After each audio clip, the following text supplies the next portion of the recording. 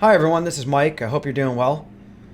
In my last video, I spoke about subcontractor agreements and the reason why they're crucial to ensure adequate protection under your general liability insurance policy. In this video, I want to speak about additional named insured certificates and endorsements and the reason why you must obtain these from your subcontractors. Stay tuned, I'll be right back to explain.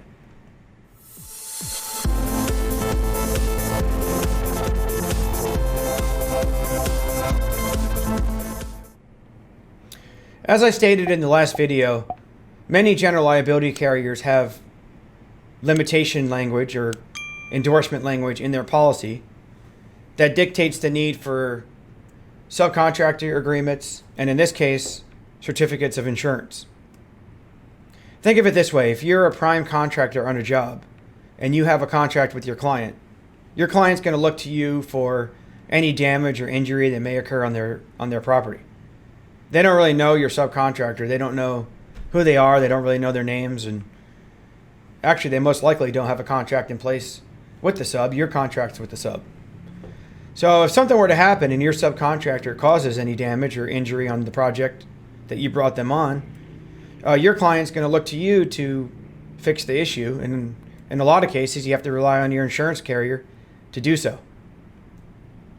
I want to go ahead and point to this endorsement here. This is an endorsement I took from a carrier that writes lots of general liability across the country.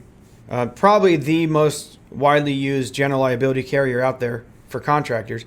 And as you can see on their independent contractors limitation endorsement, at the very top, they call out certificates of insurance, stating you shall obtain certificates from all independent contractors with limits equal to or greater than yours. You will be named an additional insured. And then, of course, it speaks about subcontractor language, hold harmless, and indemnification language, as I talked about in my last video. You're a prime contractor on a job, and something goes wrong on that job, and worst case scenario, you get sued by your client. Your insurance carrier has to have the means to subrogate or to tender the claim to the subcontractor that actually caused the loss or caused the injury. Without this information, without certificates or additional insureds, your insurance company has no way to do so.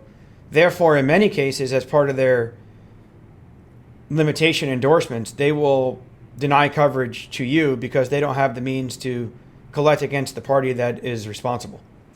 I urge you to, once again, read your insurance policy. It is a contract, and whatever the language in that policy stipulates is the way that the coverage is going to follow. Thank you for watching my video. Please remember to subscribe to my YouTube channel, and please look for us on social media. We put out great information and resources for our customers in hopes that we can help. Thank you again, and have a great one.